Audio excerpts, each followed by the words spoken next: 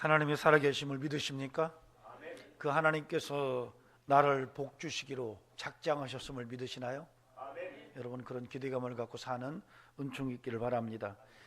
그런즉 너희는 먼저 그의 나라와 그의 의를 구하라. 그리하면 이 모든 것을 너희에게 더하시리라. 마태복음 6장 33절입니다.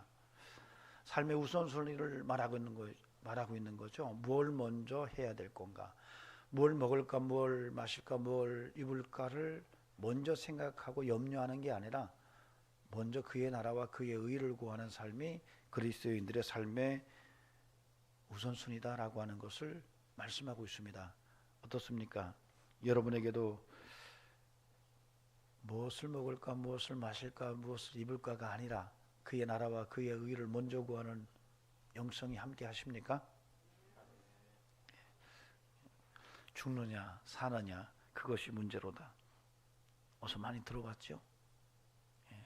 유명한 영국의 대문호 셰익스피어가 그 셰익스피어 작품 중에서 햄릿의 아주 핵심적인 그런 내용을 담고 있는 하나의 경구 같은 얘기입니다. 많이 들어보셨고 그럴 거예요.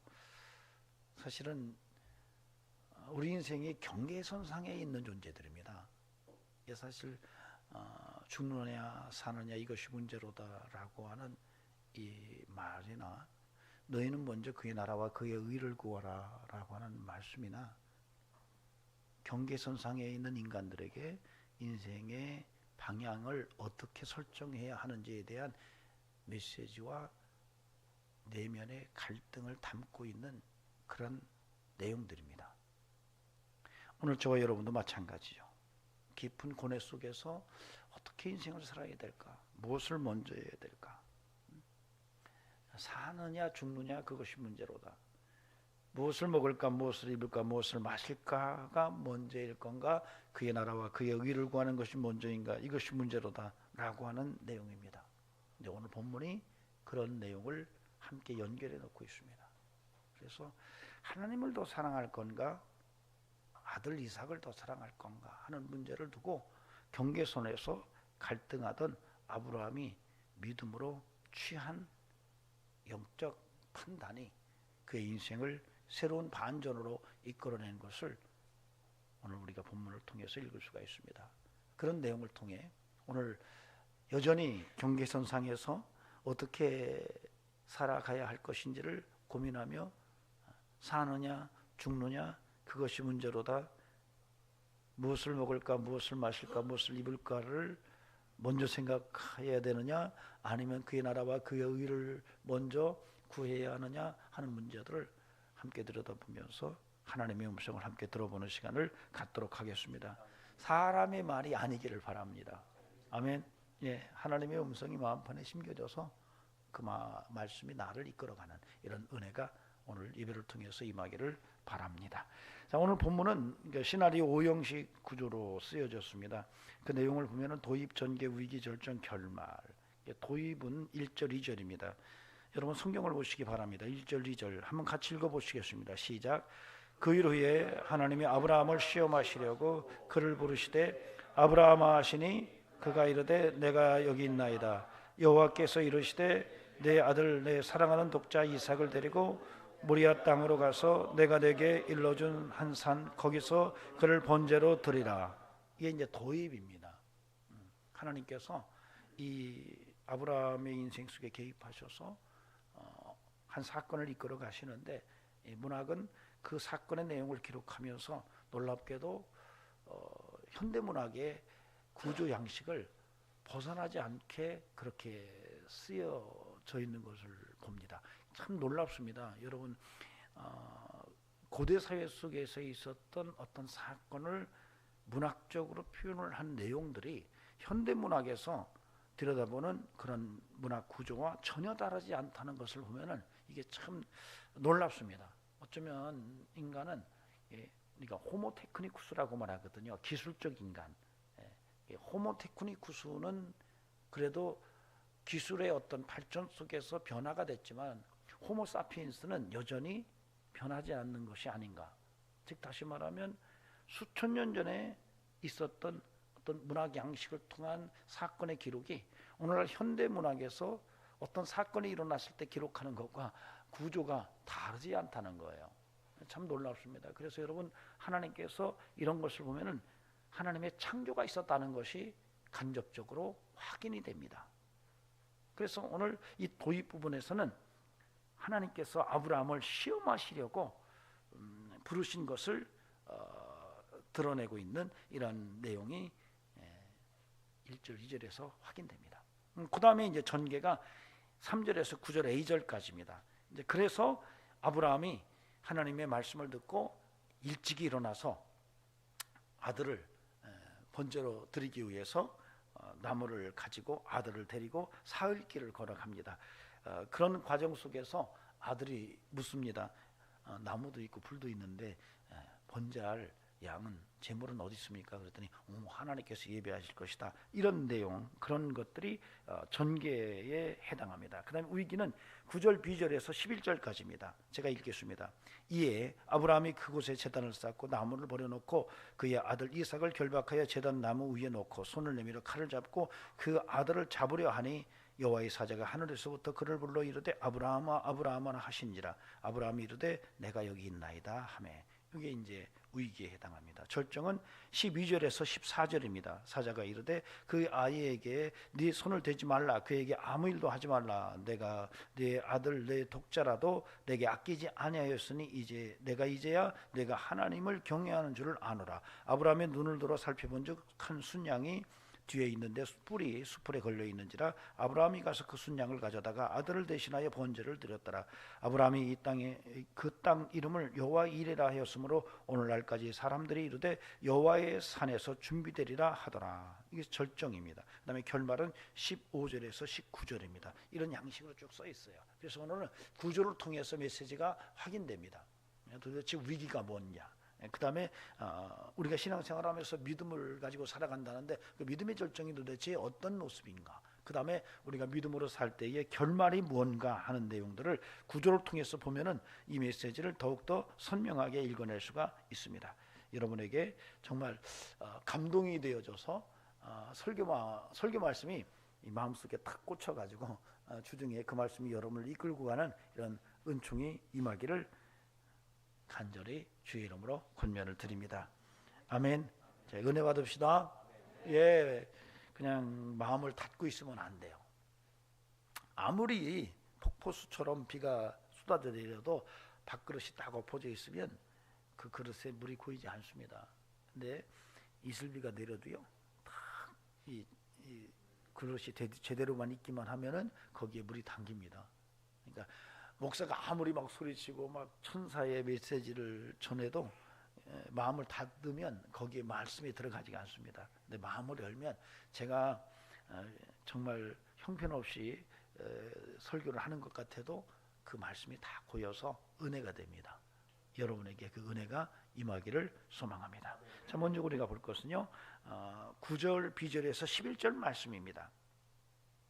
이 본문은 사랑의 위기 속에서 드러나는 하나님의 은혜의 모습을 기록하고 있습니다. 오늘 본문을 보면은 9절 B절에서부터 11절까지 제가 읽으면 아브라함이 그 곳에 제단을 쌓고 나무를 버려놓고 그의 아들 이삭을 결박하여 제단 나무 위에 놓고 손을 내밀어 칼을 잡고 그 아들을 잡으려 하니 여호와의 사자가 하늘에서부터 그를 불러 이르되 아브라함아 아브라함아 하시는지라. 아브라함이 이르되 내가 여기 있나이다 하매. 이게 이제 구조적으로 위기에 해당해요. 이게 왜 위기냐면 재미난 것은요, 여기서 이제 하나님의 사자가 아브라함을 부릅니다. 몇 번 부르죠? 몇 번 불러요? 2번 불러요. 도입 부분에서 하나님께서 이제 아브라함을 시험하시려고 아브라함을 불러요. 그때는 아브라함아 하니까 아브라함이 내가 여기 있나이다 그래요. 예, 위기 속에서는 아브라함을 2번 부르세요. 그때 아브라함이 내가 여기 있나이다 그래요. 이게 내가 여기 있나이다라고 하는 것은 변화가 안 되는데 아브라함을 부르는 그 반복된 어긴 2번 나와요. 우리가 급할 때는 노크를 한 번 하지 않습니다. 2번 합니다. 그런 거죠. 우리가 이제 비교급, 최상급 이렇게 말할 때에 화장실에 갔는데 진짜 급할 때는 문을 몇 번 두드리죠? 3번 두드립니다. 그런 거예요. 이제 지금 급하다는 얘기예요. 이제 이 본문을 여러분이 아시죠? 지금 아브라함이 칼을 들어서 이삭을 지금 번제물로 드리려고 지금 실행하려고 할 때 하나님이 급해진 거죠. 그래서 급하게 하나님의 사자가 아브라함아, 아브라함아, 손대지 마, 이렇게 지금 위기적 상황을 드러내는 거예요. 근데 그것만이 위기를 드러내는 게 아니라 지금 아브라함은 심각한 경계선에 있다가 그 위기를 넘어서는 모습을 보여줘요. 사실은 이 본문의 도입 부분에서 본문은 분명히 얘기하죠. 아브라함을 시험하려고. 아브라함을 시험하려고. 그래서 거기서 말해요. 사랑하는 아들, 이렇게 얘기합니다. 즉 다시 말하면 하나님을 더 사랑하는지 아니면 100세에 낳은 아들 이삭을 더 사랑하는지를 하나님이 테스트하려고 그에게 번제물로 네 아들을 내게 바쳐라, 이렇게 말한 거거든요. 이게 이제 사실은 아브라함에게는 정말 큰 부담이었고, 이걸 어떻게 해야 될까, 경계선에서 정말 어느 쪽으로 가야 될까를 고민하게 만드는 그런 것인데, 그 상황이 실현되는 이 모습이 9절, 비절에서 11절 속에서 나타나요. 과감하게 이제는 아들을 사랑하는 마음을 칼을 들어서 끊어내야만 하는, 다시 말하면 아들을 냉정하게 죽여야만 되는, 어쩌면 하나님께서 독생자 예수 그리스도를 십자가에 못 박으시는 이 모습이 데자뷰 같은 모습을 드러내면서 아브라함이 처절하게 아들과의 사랑을 끊어내는 거죠. 칼을 들어서 이삭을 번제물로 드리는 이 과정 속에서 내가 더 이상은 이삭을 사랑하지 않으리라, 그 칼로 그 사랑을 베어내는 것 같은 이런 모습이 바로 이 위기적인 본문인 9절, 비절에서 12절 속에 언급되고 있습니다. 재미난 것은요, 사실은 아들을 번제물로 드리기 위해서 칼을 든 아브라함이 사랑의 충격적 위기를 겪으면서 그것을 믿음으로 넘어서서 하나님 앞에 순종하는 과정 속에서 놀라운 것은 위기적 상황이 서로 반전을 이룹니다. 어떻게 반전을 이루냐면, 아브라함은 결정하고 이제 칼을 들어서 번제물로 아들을 드리겠다고 사랑을 끊어내는 결단을 내려서 한번 행동하면 끝나는 상황인데, 그 순간이 아브라함에게 위기를 넘어서는 믿음이 하나님에게는 위기로 드러나는 거예요. 하나님이 급해진 거죠. 그래서 이게 반전의 본문이에요. 그러니까 아브라함의 위기가 하나님의 위기로 넘어가는 놀라운 반전이 바로 9절 비절부터 11절 사이에서 언급되고 있습니다. 여러분, 그래서 이 본문을 통해서 우리가 읽을 수 있는 것은 인간의 위기를 믿음으로 넘어설 때에 그것은 어쩌면 하나님의 위기로 바뀌면서 하나님이 내 인생 속에 개입할 수 있는 타이밍을 가져온다는 거예요. 이게 이 본문이 우리에게 주는 굉장히 중요한 메시지입니다. 아브라함이 100세에 낳은 아들을 사랑하지 않았을 것이다 라고 생각하는 것은 지나친 거죠. 얼마나 사랑했겠어요. 늦둥인데, 아니 100세의 아들을 낳았어요. 정말 기다리고 기다리고 기다리고 또 기다렸는데 그때 드디어 얻었는데, 그 아들이 얼마나 눈에 넣어도 아프지 않을 만한 그런 이삭이었는데, 그 이삭을 하나님이 내놓으라, 바쳐라, 이렇게 말했을 때 그가 그것을 믿음으로 극복하면서 그 사랑을 끊어내고, 아들에 대한 사랑을 끊어내고, 하나님, 내가 하나님을 아들보다 더 사랑합니다 라고 믿음으로 그 위기를 탁 뛰어넘었을 때, 그 위기가 이제는 반전을 이루어서 하나님의 위기로 바뀐 거예요. 만약에 아브라함이 칼을 들었던 손을 내리쳤더라면 어떤 일이 벌어졌을까요? 이삭은 번제물로 드려졌을 것입니다. 그러나 하나님의 언약은 거기서 멈추죠. 하나님이 아브라함을 갈대아 우르에서 하란을 통해 불러내실 때에, 네가 아비집과 본토와 친척을 다 버리고 내가 가라는 곳으로 가면은 내가 너를 복주고 네 자손을, 너에게 자식을 줄 것이라고 약속하셨는데, 이 약속이 허망한 약속으로 무너지는 거예요. 그리고 하나님은 약속을 지키지 않는 분으로 자리매김되는 사건인 거예요. 그러니까 하나님의 위기로 바뀐 거예요. 그런데 그 하나님의 위기 속에서 하나님이 그냥 있지 아니하시고 하나님께서 아브라함의 삶 속에 적극적으로 개입하셔서 그 반전을 통해 하나님의 영광을 드러낸다는 거예요. 그래서 여러분, 이것은 저와 여러분의 인생을 살아가면서 굉장히 중요한 메시지를 우리에게 지금 주고 있습니다. 여러분의 인생을 살아가면서 경계선상에서 하나님을 사랑할 건가, 세상과 세상에 있는 것들을 사랑할 건가? 야, 내가 100세에 낳은 아들을 더 사랑할 건가? 하나님을 더 사랑할 건가? 이럴 때에 그것을 믿음으로 하나님을 더 사랑합니다라고 결정하고 믿음으로 도전할 때에 그 순간에 하나님이 개입하는 놀라운 타이밍이 돼서 우리의 인생 속에 하나님의 은혜가 폭발될 수 있다라고 하는 메시지를 전해주고 있습니다. 그러므로 저는 부탁을 드립니다. 26년도에는 이런 아브라함의 믿음이 우리에게 있기를 바랍니다. 아멘. 여러분, 우리가 인생을 살다 보면 경계선상에서 갈팡질팡 갈 수 있어요. 돈을 사랑함이 하나님의 사랑보다 더 앞설 수도 있고요. 권력을 사랑함이 하나님을 사랑보다 앞설 수 있어요. 자식을 사랑하는 것이 하나님 사랑보다 앞설 수 있어요. 세상의 그 어떤 것을 사랑하는 것이 하나님 사랑보다 앞설 수 있어요. 이런 경계선상에서 내가 어떻게 할 것이냐, 아브라함처럼 정말로 아들을 떼어내고 하나님을 더 사랑한다고 믿음으로 넘어설 수 있을 것인가라고 하는 이런 도전을 받았을 때에 주님, 내가 하나님을 더 사랑합니다 라고 하면서 믿음의 결단을 통해 그 위기를 넘어설 때에 그 위기를 넘어서는 순간에 내 위기가 하나님의 위기로 반전되면서 거기서 하나님이 개입하는 역사가 있다라고 하는 얘기예요. 그러므로 26년도에는 하나님을 더 사랑하면서 어떤 상황 속에서도 위기를 하나님의 개입의 기회로 삼는 은혜가 있기를 바랍니다. 아멘. 그것이 오늘 본문 속에서 우리에게 강력하게 던져지는 메시지입니다. 저는 우리 성도들의 삶 속에 그런 역사가 함께 하기를 바랍니다.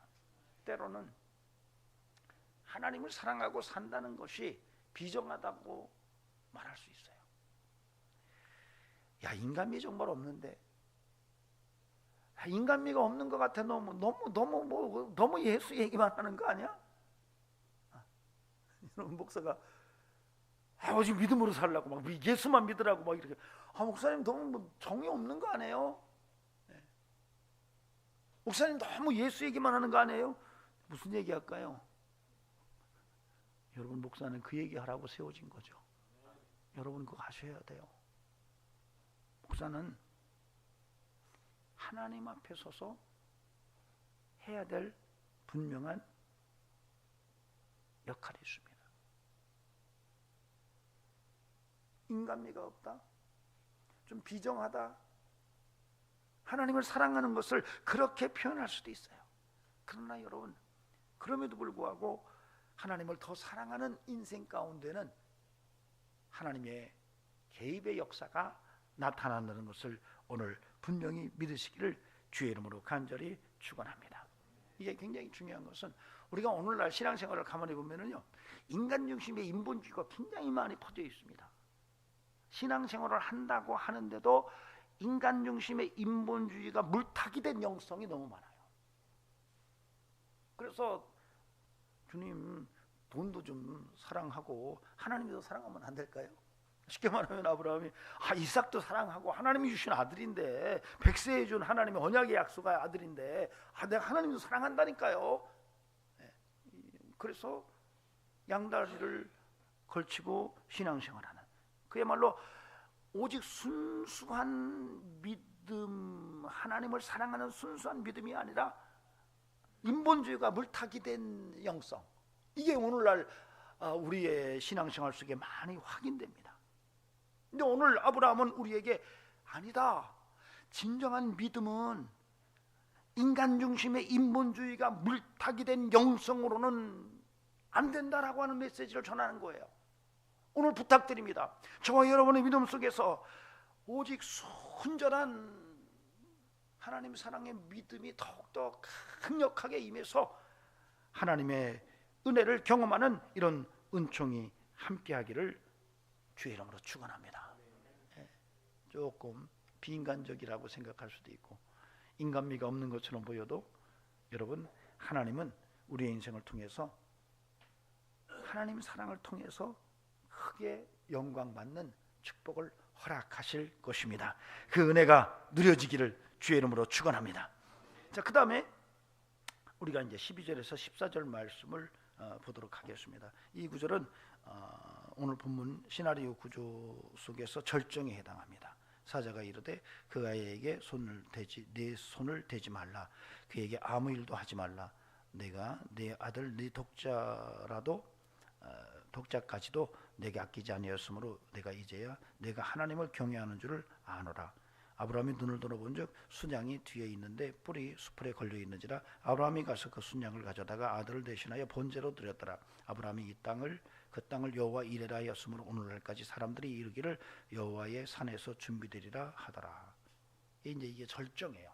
이 본문 아브라함이 이삭을 하나님께 바치는 이 이야기, 이게 내용의 절정 구조 속에 해당하는 본문입니다. 여기에서 분명한 것은 하나님이 아브라함을 인정합니다. 그러니까 위기 속에서는 손대지 마라 이래놓고 아무 일도 하지 마. 네가 얼마나 하나님을 더 사랑하는지를 내가 이제 알겠어, 이렇게 얘기해요. 그리고 나서 아브라함이 여호와 이레를 경험하게 됩니다. 이 신앙의 절정의 모습이에요. 저는 이 본문 속에서 우리 신앙생활 속에 정말 하나님을 더 사랑하는 믿음이 구체적으로 어떤 것인지, 그리고 그런 믿음으로 살아갔을 때 우리 삶 속에서 내가 경험할 수 있는 사건이 무엇인지를 좀 읽고 도전받았으면 좋겠습니다. 여기서 사실은 도입 부분에서 하나님께서 아브라함을 시험하려고 이 사건을 일으켰다, 이렇게 설명을 합니다. 그때 이삭을 향하여 네 사랑하는 이삭 아들, 이렇게 얘기를 해요. 그 말은 하나님이 사랑을 테스트하려고 한 거죠. 즉 다시 말하면 하나님을 더 사랑하는지 아들 이삭을 더 사랑하는지를 테스트하려고 이렇게 이끌어내셨는데, 절정에서 하나님께서 아브라함에게 하시는 아주 특이한 말은 네가 하나님을 경외하는 줄을 내가 이제 알겠다, 이렇게 얘기를 해요. 우리가 전체적인 흐름 속에서 내용 속에 드러나는 것은 사랑의 문제를 얘기하고 있는 거거든요. 네가 아들을 더 사랑하는지 나를 더 사랑하는지 내가 좀 너를 좀 알고 싶어, 이래서 이제 시작된 사건이 절정 속에서 나타날 때는 네가 하나님을 경외하는 줄을 내가 알았다, 이렇게 얘기를 해요. 그러니까 여기에서 우리가 서로 연결시킬 수 있는 것은 하나님 사랑과 하나님 경외가 연결되는 것을 이 히든 스트럭처를 통해서 읽어낼 수가 있습니다. 이게 굉장히 중요해요. 이게 왜 중요하냐면 성도의 신앙생활에서 하나님을 사랑한다라고 말했을 때 그 사랑이 그냥 말로만 사랑이 될 수 없다는 것 때문에 그래요. 우리가 하나님을 사랑한다라고 말했을 때 그 사랑은 하나님 경외로 드러나지 않으면 사랑은 감정에 머무를 수 있다는 것을 우리가 읽어내야 돼요. 우리가 하나님을 사랑합니다 이렇게 말합니다. 그리고 어떻게 사랑할까요?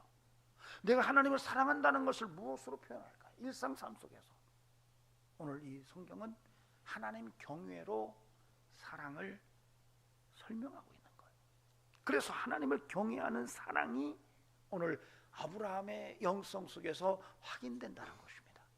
하나님을 경외하는 거예요. 다시 말한다면 우리가 글로 쓸 때는 하나님을 사랑합니다라고 그렇게 써놓고 읽기는 하나님을 경외합니다라고 읽어야 된다는 거예요.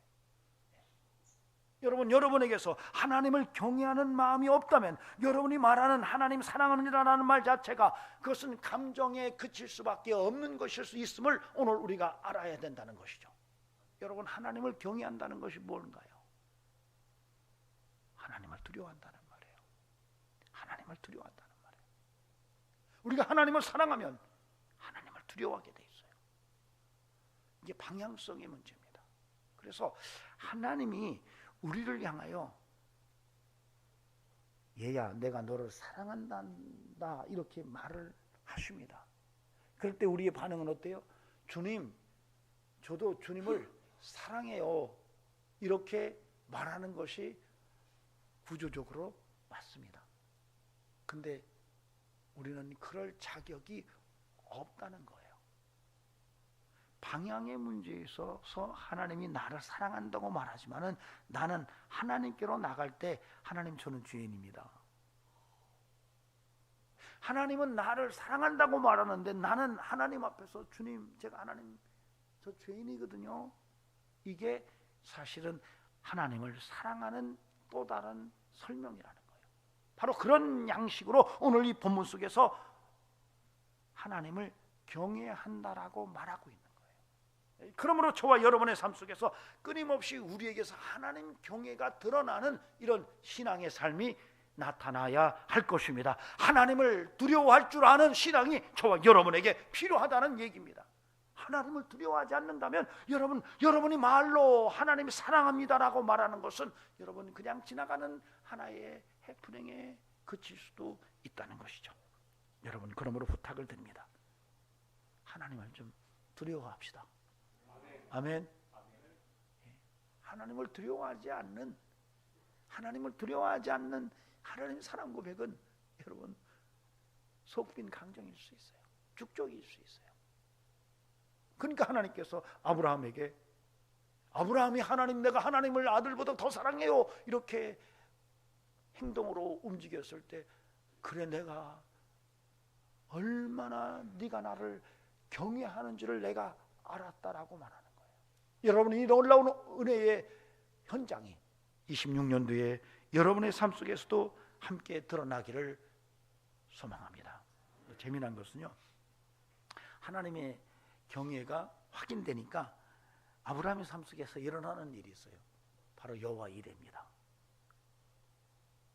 하나님께서 네가 나를 얼마나 경외하는지 내가 알겠어, 이렇게 말한 다음에 아브라함이 뒤를 돌아보니까 거기에 재물이 있는 거예요. 양 한 마리가 덤불에 걸려 있는 거예요. 여호와 이레다, 이렇게. 여러분, 그래서 우리가 하나님을 경외하면 여호와 이레를 경험하게 될 줄로 믿습니다. 아멘. 저는 우리가 인생을 살아가면서요, 하나님이 예비하시는 것처럼 축복된 인생이 없어요. 여러분, 형통한 인생은요, 하나님이 예비하는 인생이에요. 여러분의 인생에 하나님이 예비하는 인생이 될 수 있기를 바랍니다. 아멘. 여러분이 다 계획한다 할지라도 하나님이 예비하지 않으시면 인생 참 힘듭니다. 여러분, 어마어마한 계획을 다 짜놨어도 거기에 하나님이 예비하지 아니하시면 그 계획은 클수록 내 인생 속에 부담이요 스트레스입니다. 근데 하나님이 예비해 놨다면 그 인생은 은혜의 연속일 수밖에 없어요. 여러분, 그래서 그리스도인의 행복한 인생은요, 하나님이 예비한 인생을 살아가는 거예요. 그런 은총이 있기를 바랍니다. 여호와 이레의 인생이 될 수 있기를 바랍니다. 근데 여호와 이레 인생이 어떻게 가능하냐? 여호와를 경외하는 영성 속에서 그것이 열려진다는 것을 오늘 본문이 우리에게 말하고 있습니다. 이게 절정이에요. 여러분, 믿음의 절정은요, 다른 게 아니에요. 여호와를 경외하는 믿음입니다. 그리고 거기서 여호와 이레를 경험하는 삶이 믿음의 절정이에요. 여러분, 이 은혜를 우리 함께 한번 누려봅시다. 아멘.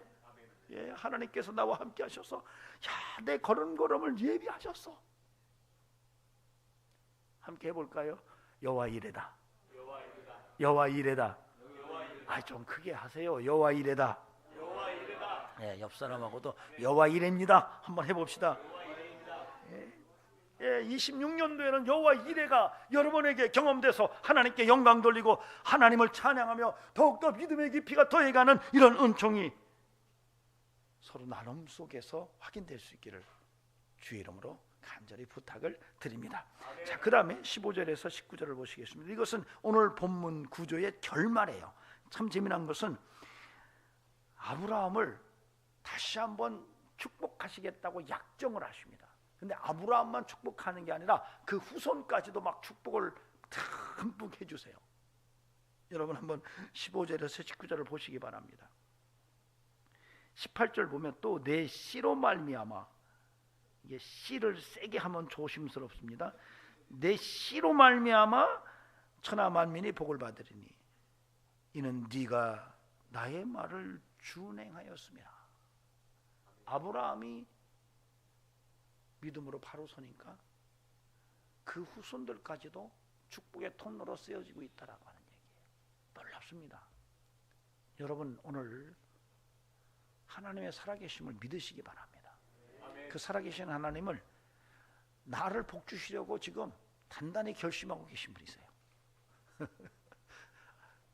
지금 인생을 살아가면서 참 나 인생은 왜 이렇게 복이 없나, 내 인생은 왜 이렇게 참 안 풀리나, 이런 생각을 자꾸 하시는 분이 있다면 여러분 생각을 좀 바꾸시기 바랍니다.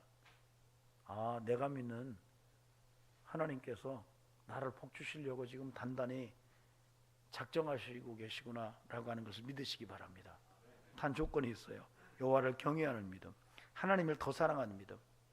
그래서 하나님을 사랑하고 하나님을 경외하면 모든 것이 합력하여 선을 이룹니다. 아멘입니까? 아멘. 여러분 이런 기대감을 갖고 사는 거예요.